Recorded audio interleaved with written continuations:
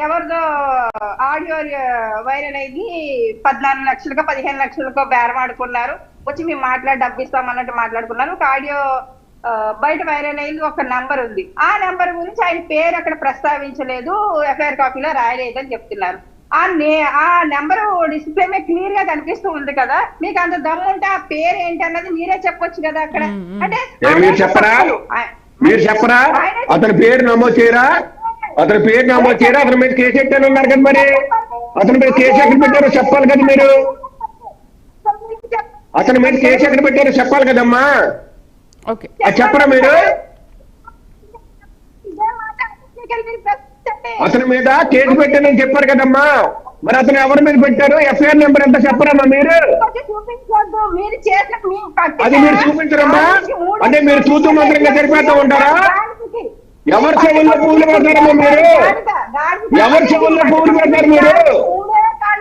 మీరు అసెంబ్లీకి వచ్చి ఏదో మాట్లాడేసి చూతు మంత్రంగా మీ డబ్బు మీరు డబ్బా కట్టేసుకుని మీ డబ్బా కట్టేసుకుంటే ఎవరి చెవుల్లో పువ్వులు పెడతారు మీరు?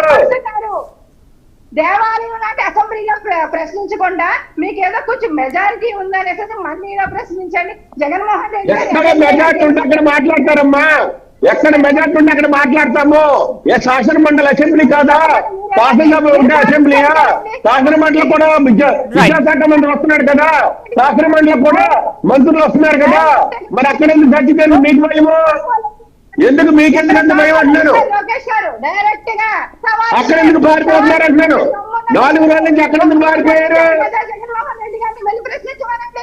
అసెంబ్లీలో ప్రజల సాక్ష్యాల ముందు మీరు చూపించినటువంటి ప్రెస్ మీట్లు కాదు, ప్రజల భయపడాల్సినటువంటి అవసరం లేదు.